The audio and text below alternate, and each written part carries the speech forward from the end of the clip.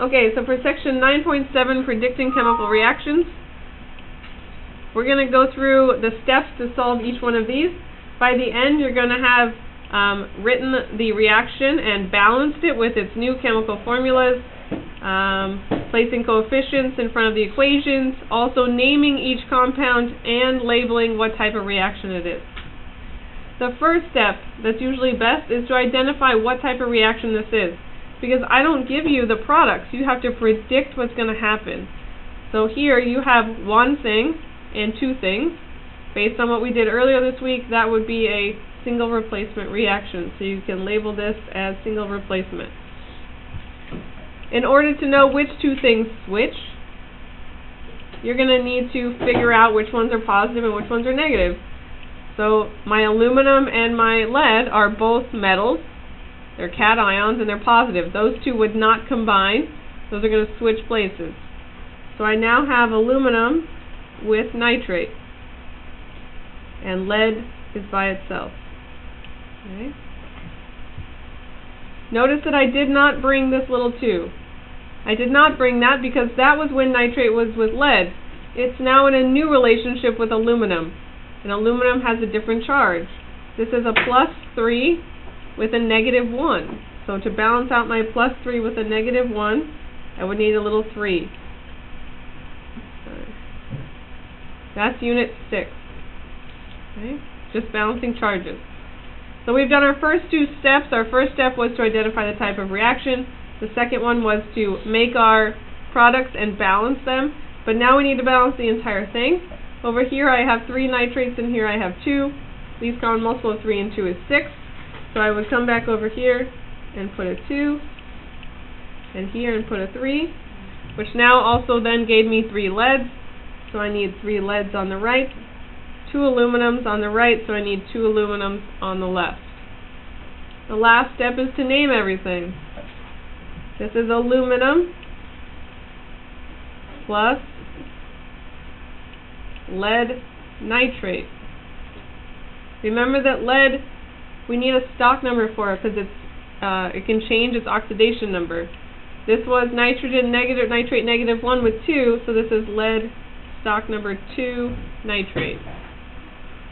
Yields, produces, makes, whatever you want to say, aluminum nitrate plus lead.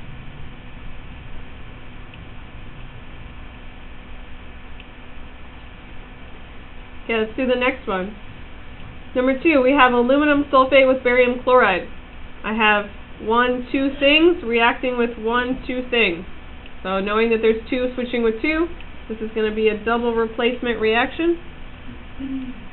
I identified that my positives are aluminum and barium, and those are the 2 that are going to switch places. So I now have barium with sulfate.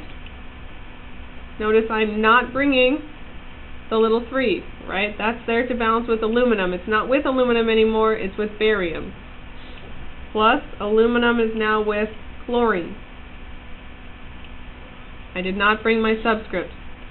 It's your job now to figure out which new subscripts we need by balancing the charges. This is +2, -1, that's already balanced. This is +3, -1. To get that to equal to 0, I need AlCl3. However, by doing that, I've now do not have the same number of atoms on both sides. On the left I have 2 chlorines, and on the right I have 3. I could have also started over here with my sulfates. Either way, it's going to work out. So to balance a 2 and a 3, I need 6. So I'm going to put a 2 here to make 2 chlorines, to make 6 chlorines, and a 3 here to make 6 chlorines, which then gave me 3 bariums. I only have 1 barium on the right, so I'm going to put a 3 to make 3 of those, which also then made 3 sulfates, which I already have over here on the left. You then need to name this. This is aluminum sulfate plus barium chloride.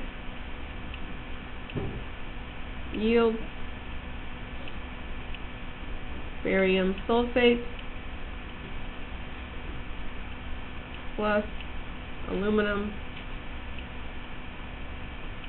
hydrochloride.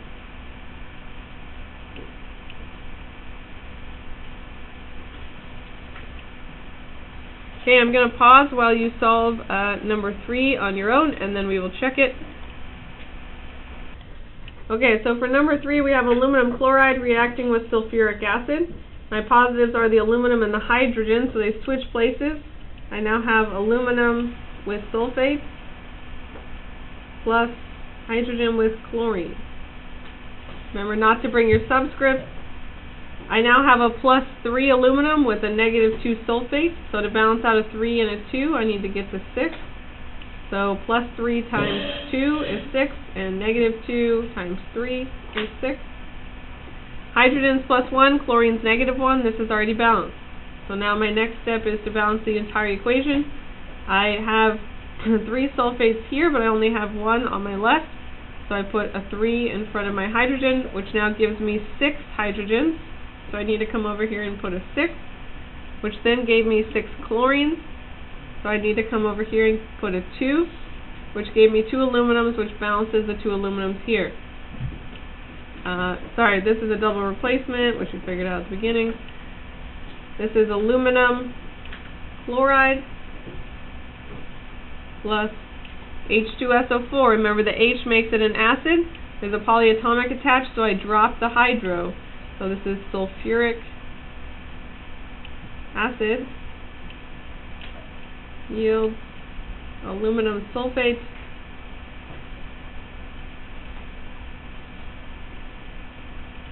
plus hydrochloric acid.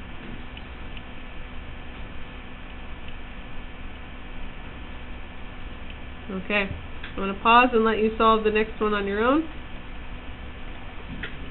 Okay, for number 4, which is C3H6OH, which is propanol with oxygen, this is going to be a combustion reaction. And when you have a combustion reaction, you don't need to guess what you make. You simply write down carbon dioxide and water, and now you need to balance this. With this extra O over here, making this odd, you would think that a 2 would solve the problem. But when I put a 2 here, I then end up with needing, let's see, an odd number of something happens, 6.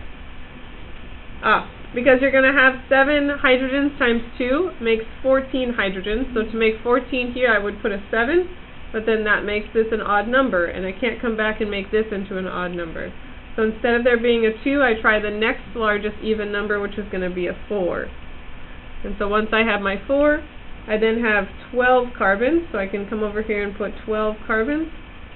I have 7 times 4 hydrogens, which makes 28. 28 divided by 2, I'm going to have 14. Now you need to add all of your oxygens together on this side. I have 12 times 2 is 24, plus 14, so that's 38 oxygens total.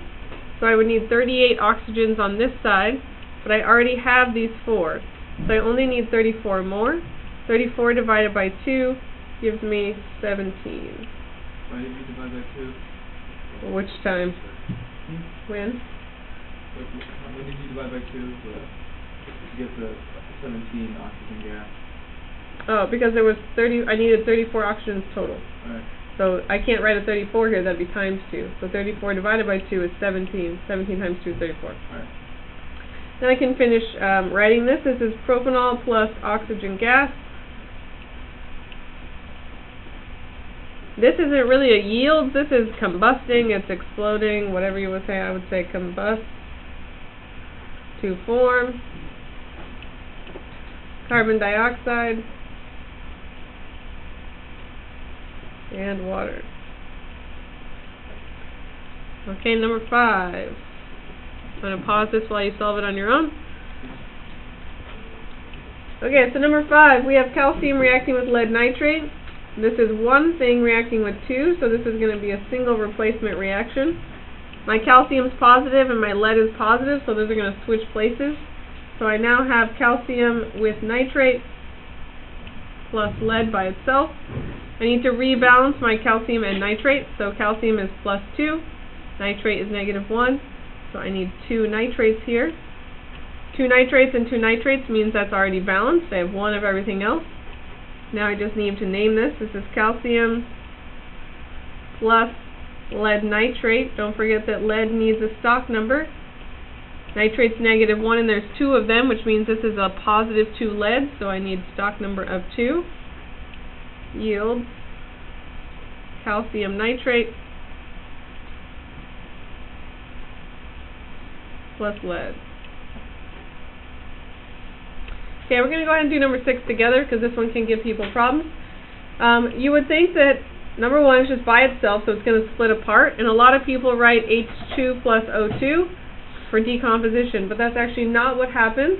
We did this reaction at the beginning of the year when we had a hydrogen peroxide in a little beaker. You added some shiny manganese dioxide and it started bubbling, and you collected that gas in a jar, then you put a candle in it, and it made the candle light for longer, which means you definitely produced oxygen. But if you had produced hydrogen gas, when you put that candle in there, your jar would have exploded on you because you would have had hydrogen gas, and that's not what happened. So actually what you were making was oxygen and water. Okay. So now we need to balance this out because we have 3 oxygens on the right and only 2 on the left.